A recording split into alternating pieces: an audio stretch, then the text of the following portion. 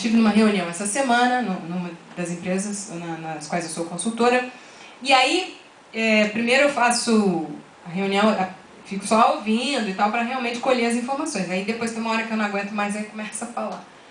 Mas eu fiquei ouvindo um tempão e eu percebi, era uma reunião do comitê executivo. Então eu pude perceber que existe uma raiva dos funcionários de base, por exemplo, de como eles são.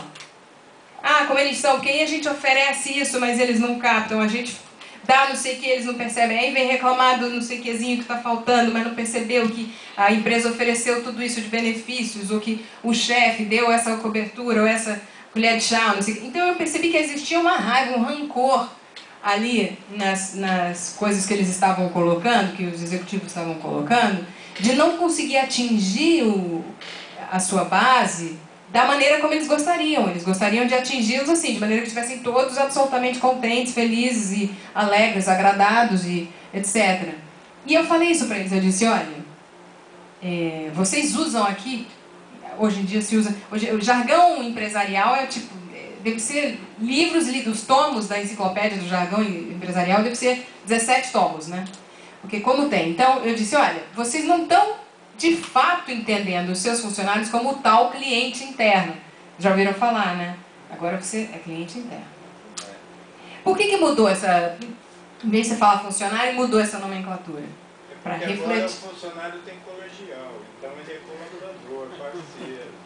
Muitos são universitários. Você não pode falar com o peão como peão. Agora você tem que falar com o colaborador. Tem um nível de cinismo grande.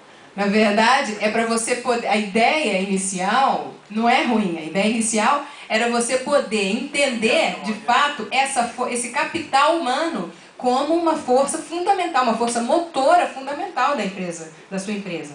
Né? Quer dizer, claro, sem as pessoas a empresa não existe. Então, é um capital fundamental, é um recurso, é o recurso fundamental, aliás, é o recurso fundamental. Então, para melhor refletir este estado de compreensão de que as pessoas que ali trabalham são o capital mais importante da empresa, como a gente também faz coisas para um cliente externo, então aqui é um cliente interno. Como a gente trata bem o cliente externo, aqui é o nosso cliente interno, a gente tem que tratar igualmente bem. Surgiu daí. Mas é difícil as pessoas de fato conseguirem entender os seus funcionários, que são pessoas com suas manias, seus jeitos, suas capacidades de compreensão e de incompreensão, tudo simultaneamente ao mesmo tempo. Agora, é difícil as pessoas entenderem os seus clientes internos como clientes, ou seja, você não vai simplesmente ficar com raiva do cliente.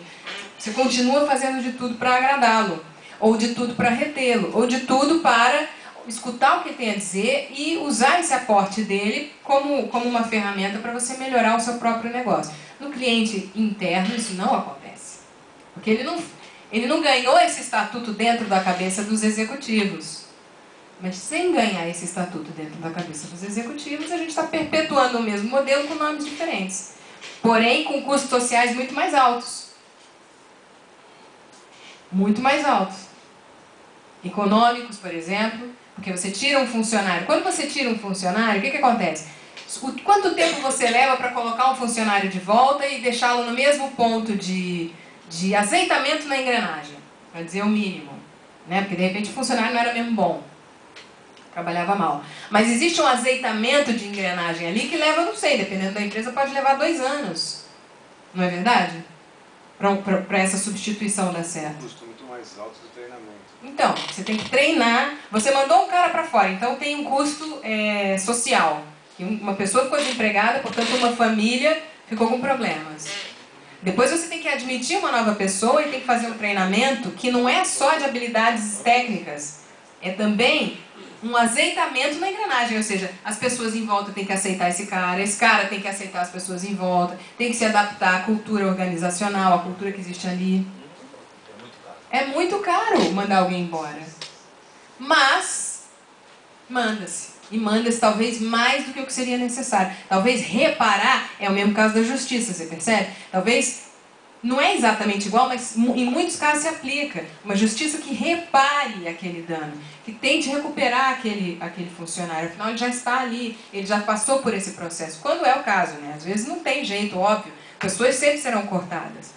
Mas existe toda uma maneira de pensar que é como ele disse. Então o Estado entrar na casa de não sei quem, matar, assim, queima-roupa, Isso tudo bem. Então, o Estado se reserva o direito à violência. E no caso, quando a gente traz para as empresas, o staff superior se reserva também o mesmo direito à violência. Porque ele perde de vista este lugar que eu falei. Para que serve a sua empresa? A sua empresa tem uma função social a cumprir. Quando você vai montar uma empresa, pense nesta função social, mas depois, diariamente, pense nesta função social. Claro que não é um exercício fácil. E depois tem uma outra coisa, isso é uma palestra de um pouquinho de tempo. Não é um exercício fácil. Se é uma coisa que vem uma crise, a primeira coisa que você pensa em cortar é tudo que tem a ver com pensamentos profundos a respeito. Não, nesta hora que você tem que investir na capacidade de pensamento. É nessa hora que você investe em conhecimento, na hora da crise. Mas não é isso que a gente está habituado a fazer.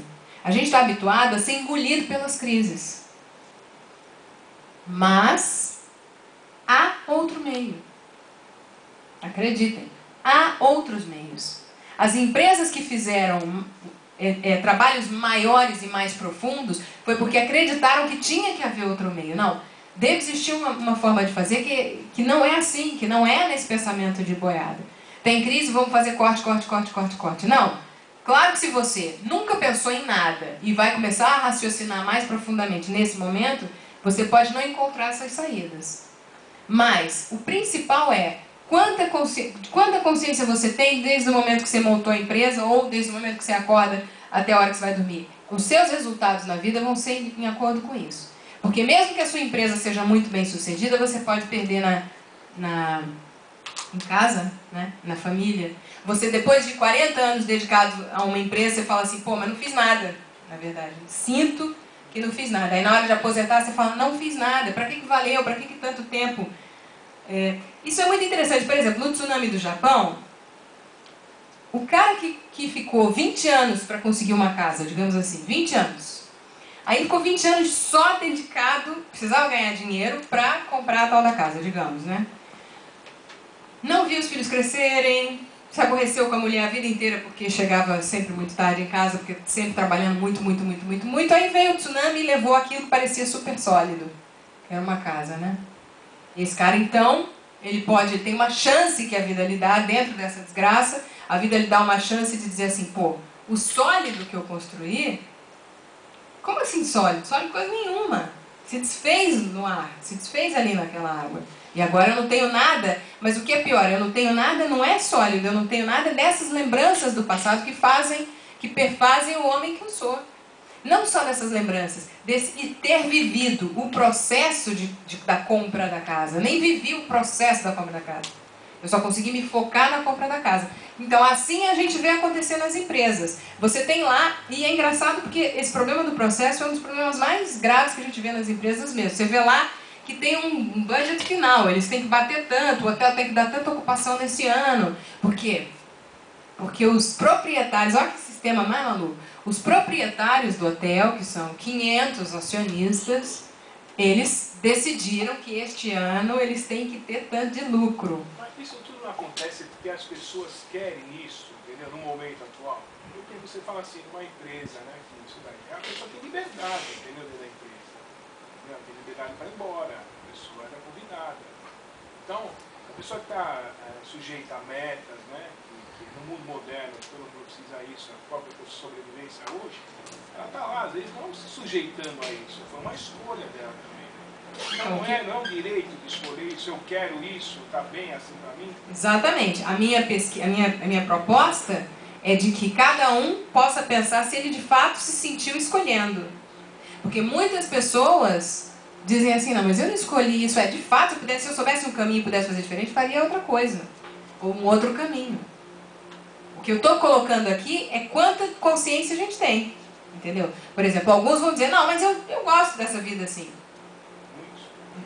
Eu não sei se muitos, mas alguns certamente. Eu não saberia dizer quantos em cada área. Mas alguns vão dizer, eu gosto dessa vida, eu me identifico com isso, entendeu? Eu preciso ter um celular novo a cada ano, e para ter um celular novo a cada ano é mais ou menos assim que funciona, o caminho é esse, entendeu? Eu tenho uma prima que resolveu ir morar no campo, nós somos da cidade, completamente 100%, e ela resolveu ir morar no campo, e ela foi mesmo, casou com um rapaz que era do campo, foi morar no campo. Aí, na hora de ter o neném dela, aí ela quis vir para a cidade. Aí teve, ficou lá, sei